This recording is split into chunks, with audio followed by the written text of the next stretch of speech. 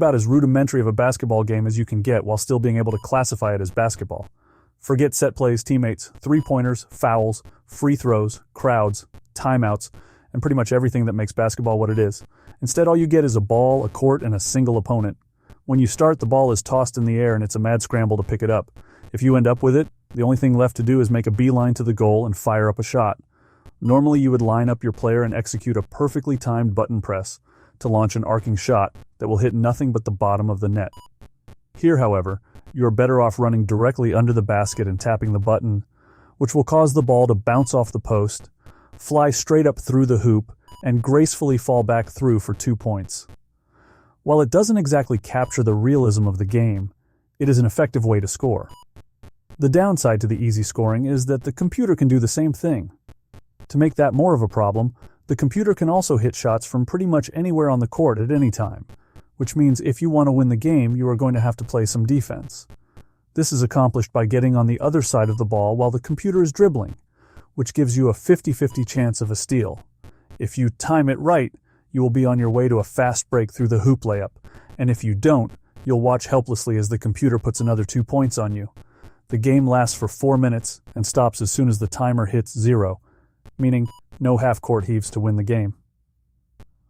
While this is an overly simplistic version of basketball, it can be forgiven, since this is one of the earliest 2600 games. The box features some of that wonderful early Atari painted artwork. Unfortunately, due to its late 70s release, the players on the cover have those short shorts that leave little to the imagination. The manual is straightforward, laying out the basics and not much else, which is to be expected given it's a one-on-one basketball game. As this was a flagship sports title for several years on the 2600, it was featured in numerous catalogs. It also got a Sears Telegames release as well. The year is 1999, and the nations of the world have created a worldwide peace plan.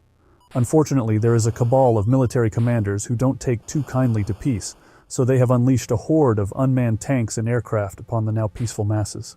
The only hope to preserve the peace is you and your museum-quality tank. Seriously, you found the tank in a museum.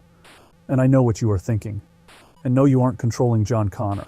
I mean, sure, you're one man standing up and fighting against an army of robotic military weaponry to protect the human race, but you are in a tank, so it's totally different.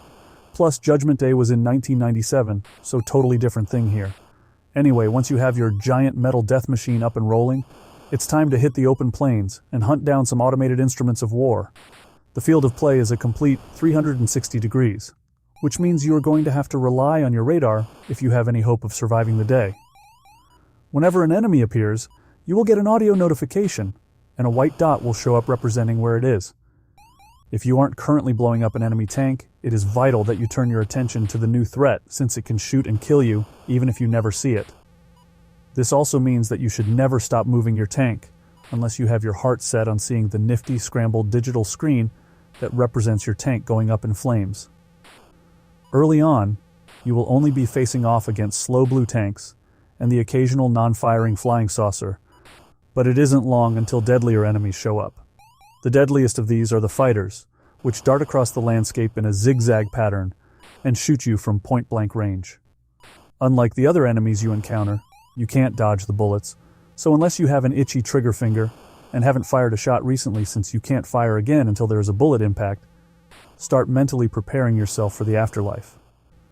Despite being released a full decade before Doom, Battlezone does an amazing job at capturing the first-person shooter experience. The game moves with a fast-paced smoothness not found with many games of the era, and since death can come from any angle at any time, it is incredibly tense gameplay. So if you want to look deep into the future/past of 1999 and be the only thing standing between a peaceful world and complete destruction at the hands of robotic killing machines, and get a glimpse at a fantastic example of an early FPS, this is the game for you. The box cover has a dramatic battle scene, featuring your tank engaged with the enemy. Of course, upon further inspection, while you did deliver a kill shot, an enemy drone got the drop on you, so you're only seconds away from exploding. Still, good-looking art. The manual is a sight to behold, folding out into a massive poster. The artwork in it is great, and it does a nice job of breaking down the game for you. Unfortunately, due to its release during the video game crash of '83, there isn't much in the way of catalogs or anything else. Thank you for watching. Please like and subscribe to see more Game Encyclopedia videos.